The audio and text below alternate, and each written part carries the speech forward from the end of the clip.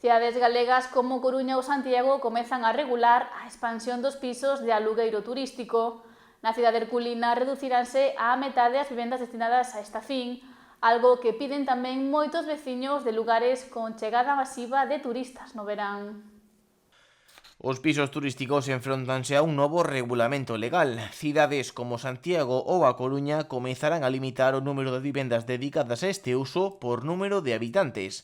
Na cidade de Cristal, a marxe situarase nos 0,5 establecementos por cada 100 persoas, ou o que é o mesmo, un por cada 200 coruñeses.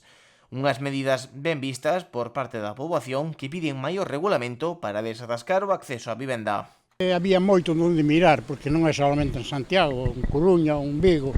Aquí tamén hai pisos bastantes para meterse xente dentro. En cambio non alquilan, non queren, non lle compensan, porque despois que lle destragan os pisos. E iso, parece a mí, serán no medio dun cento igual un ou dous, pero non creo que sean todos tampouco. Regula porque no hay. Aquí en Ribeira no hay más o menos pisos turísticos para poder acceder a tantos habitantes que hai aquí. Por iso, piden aínda máis medidas de promoción de alugueiro ou existir moitos inmobles baleiros listos para comenzar a habitar.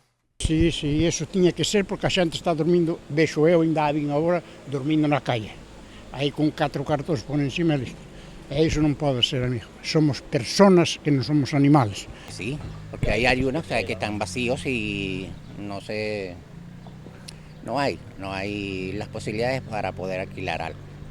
Hay que salir a otro lugar para poder acceder a esa vivienda. Hai tamén quen, polo de agora, non quere que a situación no Barbanza sexa tan alarmante como noutras zonas da costa galega ou de España. Sei os pisos turísticos que hai aquí porque eu aquí non vexo xente de fora. Non, isto non é Sanxenxo, nin é a Costa de Málaga, non. É regular. Claro que lle afectaría a xente que quere alquilar e non hai porque suben os precios, isto está claro.